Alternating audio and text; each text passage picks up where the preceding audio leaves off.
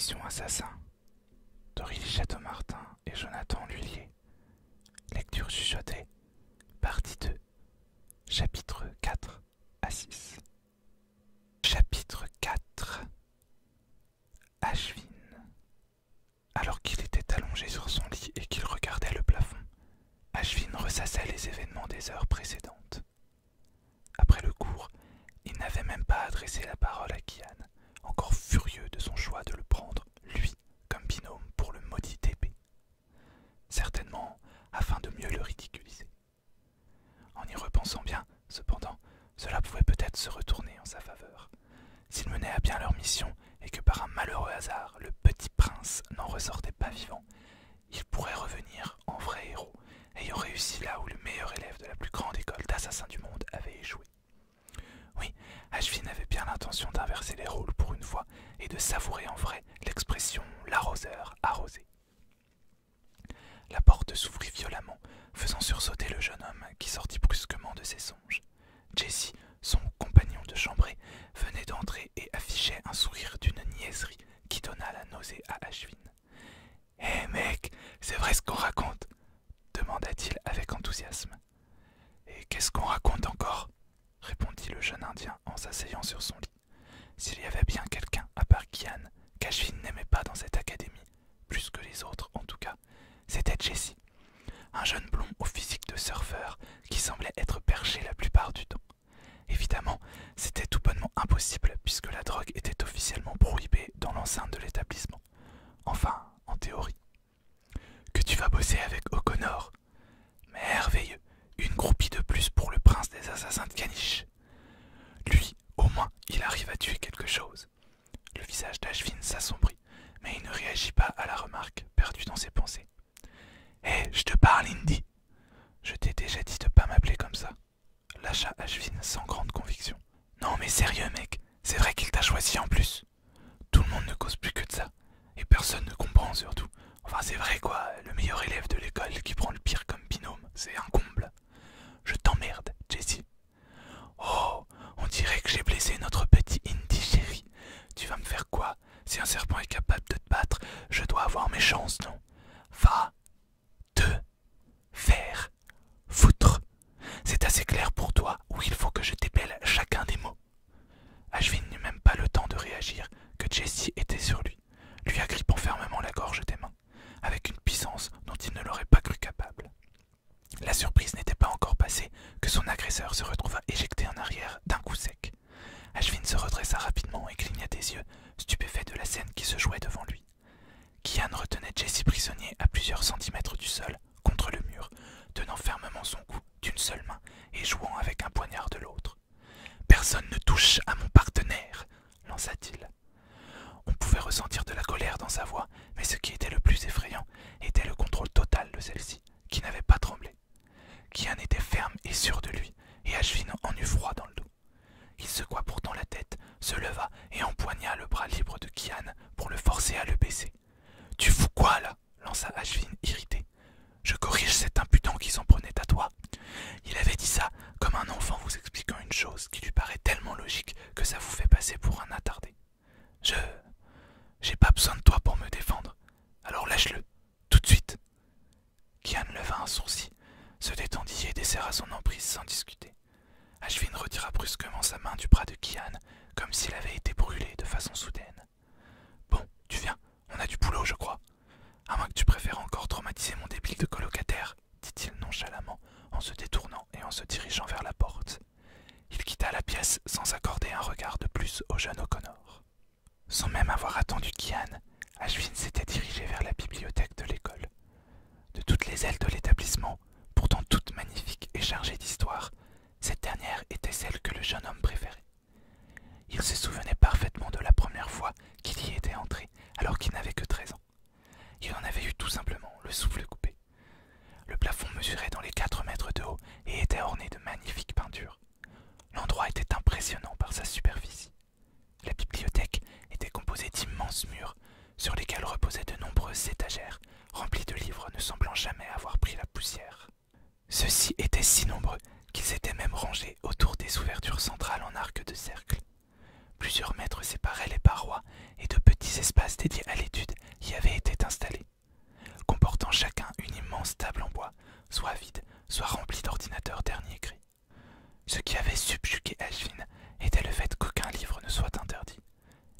part ceux qui traitaient d'affaires sensibles et n'étaient accessibles qu'aux membres officiels de la guilde.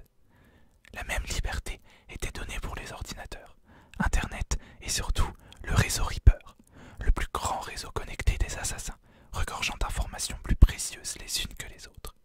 Évidemment, pour les élèves, ce réseau n'était ouvert que dans la bibliothèque et aucun d'entre eux n'avait les codes pour y accéder de l'extérieur.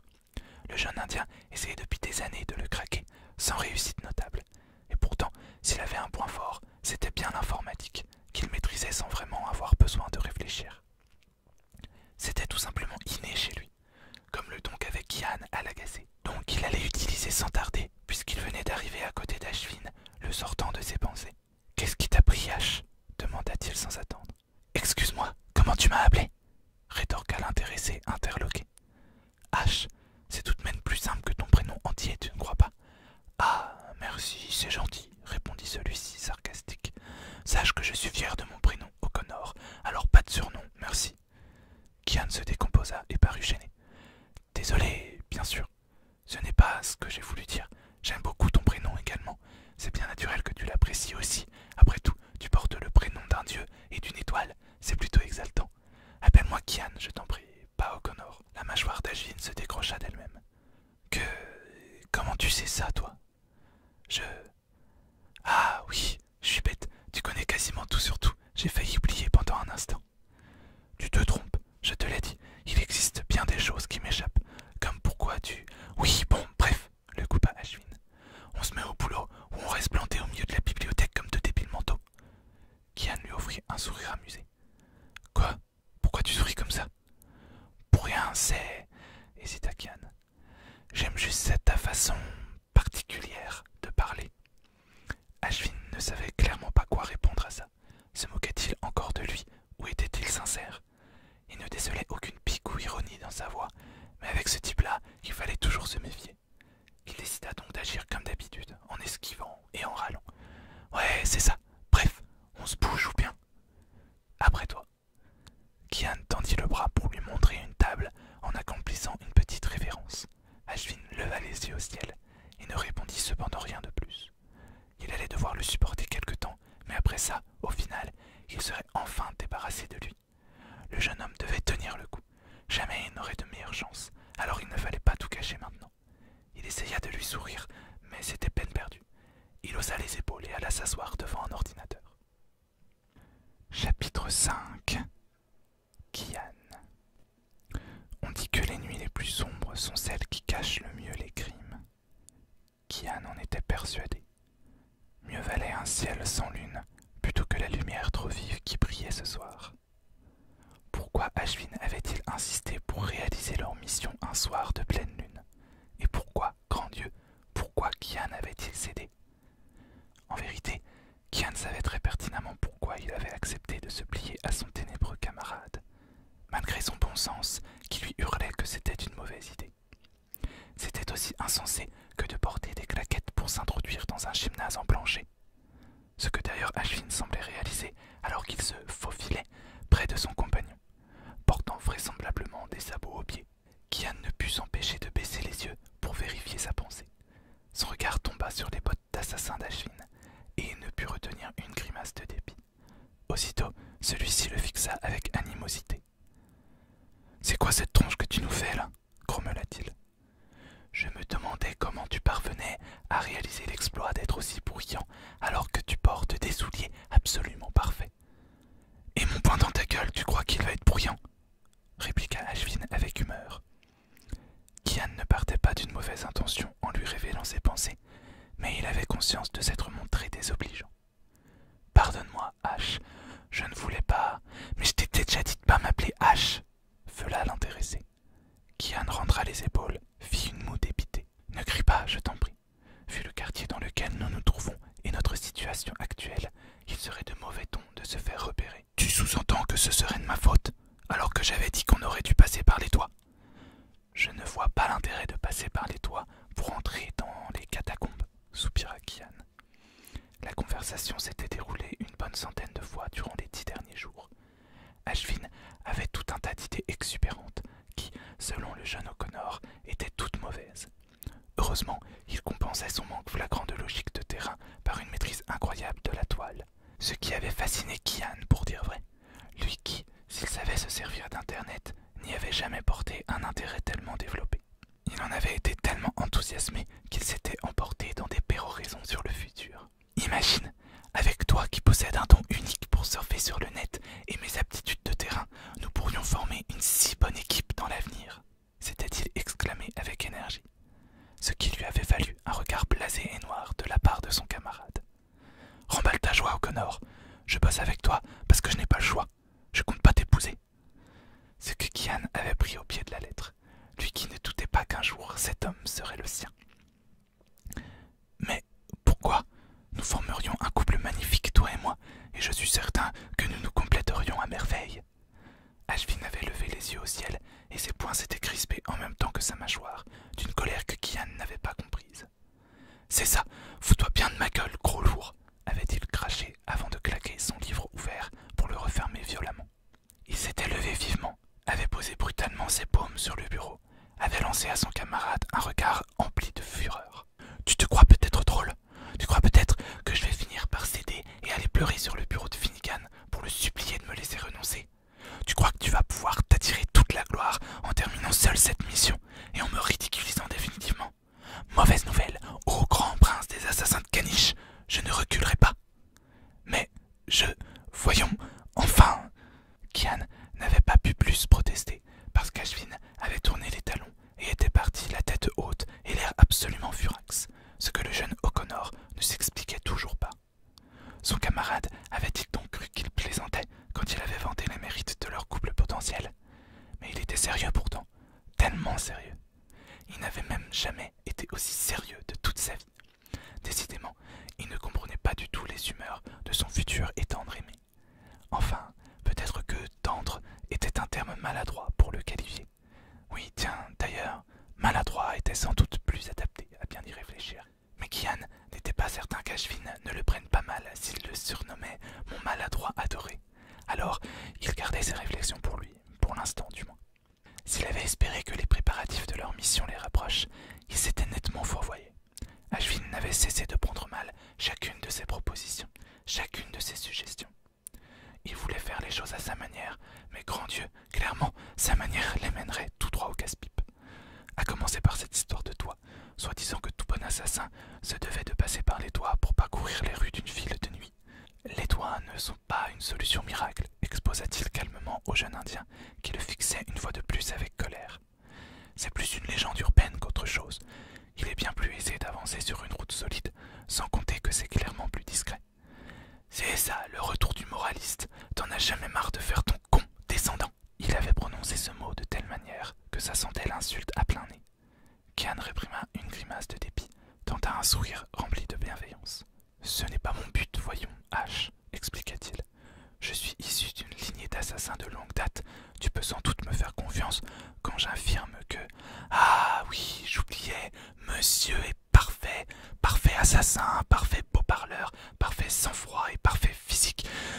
C'est vrai, lança Kian, le cœur battant d'espoir. Tu me trouves beau. Ashvin le fixa un instant en silence, l'air stupéfait, son regard indiquant assez clairement qu'il le prenait sincèrement pour un imbécile. Mais c'est quoi ton problème en fait, mec? Grogna-t-il finalement en se détournant. Kian se retint d'insister. Savoir qu'Ashvin admirait sa vénusté le rendait simplement heureux. C'était déjà un bon début. Au moins reconnaissait-il ses qualités. Et peut-être trouverait-il une faille à sa carapace trop épaisse, qu'il échouait désespérément à percer. Il décida de se recentrer sur leur mission. L'heure était mal choisie pour se laisser troubler par cette révélation qui, certes, avait senti le dépit à plein nez, mais n'en était pas moins, à ses yeux, très positive. Quand on avait essuyé des rejets tous plus cuisants les uns que les autres pendant 4 ans de sa vie, la moindre petite ouverture pouvait ressembler à l'apparition du Christ en personne. Bon, concentrons-nous un peu, souffla-t-il en lançant un regard vers la ruelle la plus proche. Parce que tu sous-entends que... Kian se retourna vivement, plaqua la main sur la bouche d'Ashvin. Son corps, naturellement, se pressa contre le sien. Son regard plongea dans le sien. Un chute silencieux s'imprima sur ses lèvres alors que les yeux de son camarade s'écarquillaient de surprise. Heureusement, celui-ci resta sans bouger, fixant le jeune O'Connor sans ciller, l'air fasciné par l'éclat sauvage de ses iris. Bien que fortement troublé par la proximité de son corps contre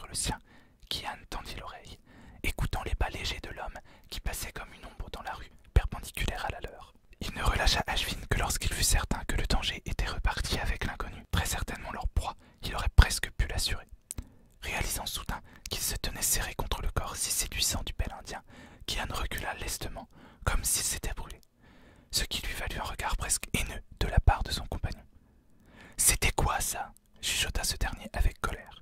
Tu...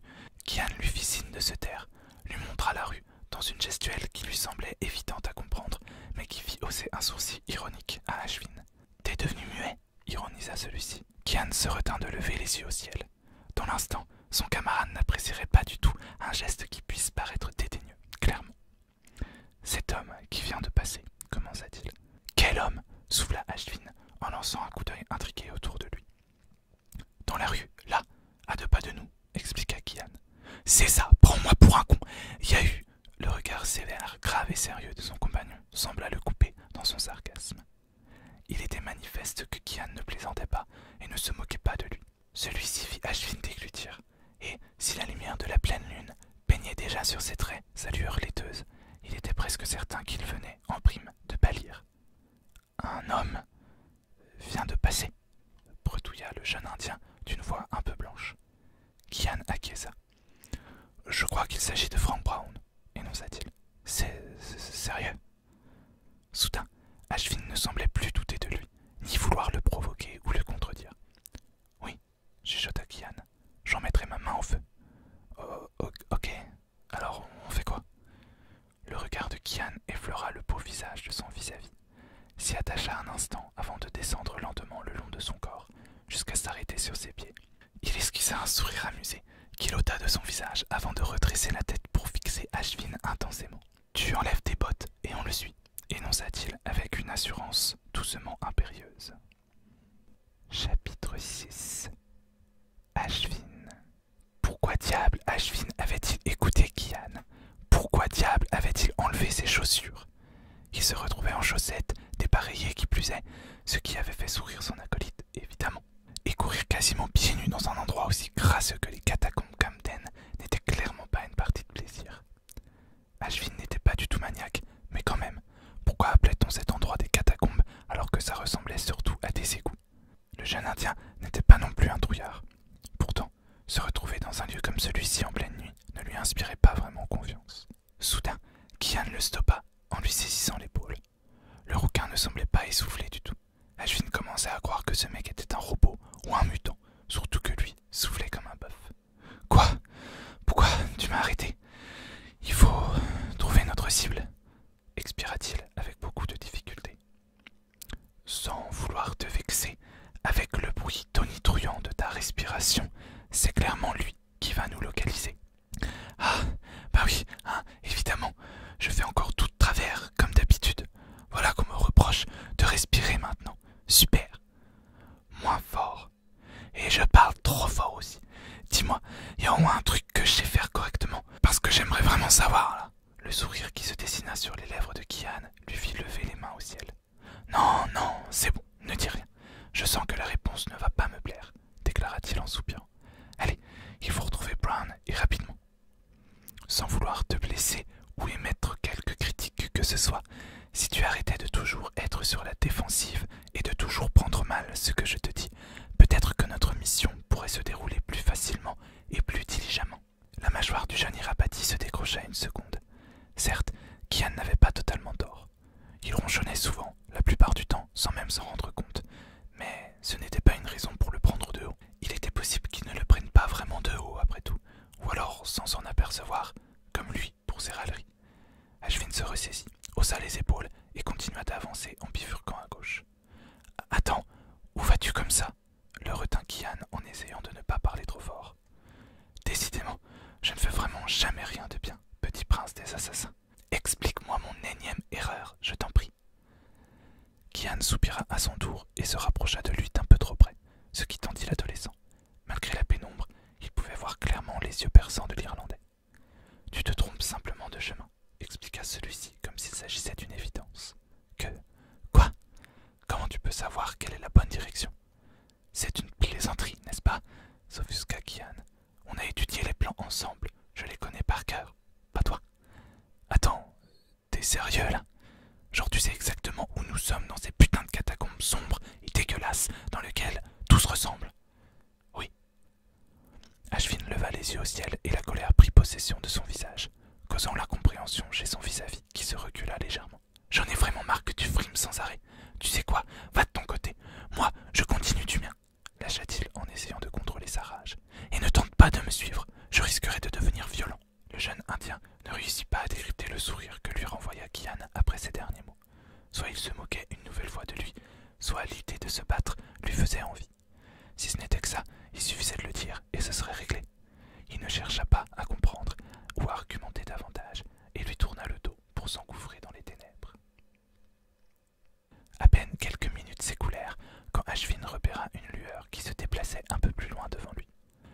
Comment ça, prince des assassins de caniche? Chuchota-t-il pour lui-même. On dirait bien que c'est moi qui avais raison cette fois-ci. Il essaya de se rapprocher le plus rapidement, mais aussi le plus discrètement possible, et finit par arriver au bout du tunnel pour y trouver une grande intersection. Plusieurs couloirs s'y croisaient, formant de nombreuses petites alcôves délimitées par des murs ouverts en arc de cercle. Le garçon repéra immédiatement la lumière émanant de derrière un poteau. Il se précipita sur celui-ci pour n'y découvrir qu'une lampe posée par terre. Qu'est-ce que...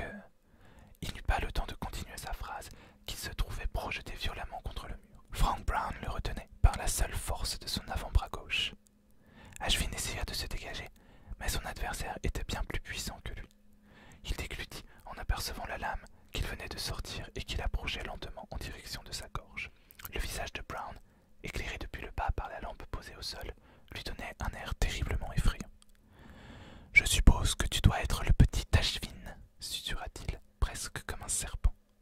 Je vais me faire un tel plaisir de te trancher là. » Ashvin sentit un liquide chaud lui gicler sur tout le visage, avant de voir son agresseur tomber d'un seul coup, révélant la silhouette caractéristique de Kian. Le corps de Brown, pris de convulsions, cessa de remuer après seulement quelques secondes. Le jeune Indien ne pouvait plus bouger, pétrifié par les événements qui venaient de se produire, mais fut encore plus stupéfait de découvrir son sauveur, tirer une boîte de sa poche, en sortir des lingettes, essuyer sa lame, la ranger et vérifier sa manucure, le tout dans un détachement presque effrayant. Tes ongles, maman, pareil, bégaya-t-il de façon incompréhensible. L'apprenti assassin s'approcha de lui doucement, avec des mouvements qu'il voulait sûrement calmes et rassurants. « Chut, c'est fini, » chuchota Kian pour le tranquilliser. Il sortit une lingette de sa boîte minuscule pour venir nettoyer le visage d'Ashvin avec beaucoup de délicatesse. Il tenta de lui sourire, mais n'obtint aucune réaction. « Ash, tout va bien ?» demanda-t-il sur un ton réconfortant. « C'est la première fois que tu vois quelqu'un se faire tuer. Je veux dire, un véritable être vivant, humain qui plus est. » « Non, non, mais... » Kian passa sa main dans ses cheveux et commença à le caresser. Ashvin reprit ses esprits et le repoussa avec le peu de force qui lui restait. « Ça va, je suis pas un gosse non plus, hein, lâcha-t-il presque en hurlant. Sorti de sa torpeur, il se dirigea vers le corps sans vie et le regarda de sa hauteur avant de se retourner vers Kian. Il connaissait mon nom. Comment c'est possible? Demanda-t-il inquiet. Je ne sais pas, Ash. Le jeune O'Connor s'agenouilla près du cadavre et commença à inspecter ses vêtements. Qu'est-ce que tu fous? S'offusqua Ashvin, écœuré. Je le fouille, évidemment. Peut-être qu'il quoi? S'impatienta l'adolescent. Kian se releva et agita une enveloppe devant lui. Il avait dû la trouver dans la poche intérieure de la veste du mort. Malgré l'obscurité ambiante, Ashvin remarqua quelque chose d'incroyable. Alors qu'il venait de jeter un coup d'œil au courrier, Kian se décomposait littéralement devant lui et devenait encore plus blanc qu'il ne l'était déjà naturellement, faisant ressortir ses taches de rousseur, même dans la pénombre. Un frisson parcourut tout le corps du jeune Indien quand il se demanda ce qui avait bien pu mettre une personne aussi calme et contrôlée que Kian dans cet état. Il s'approcha de lui pour lire l'inscription sur la lettre et surtout pour découvrir le nom de son destinataire. Mr. Finnegan. Ashvin blêmit à son tour, puis leurs regards se croisèrent et se fixèrent alors que l'inquiétude les gagnait.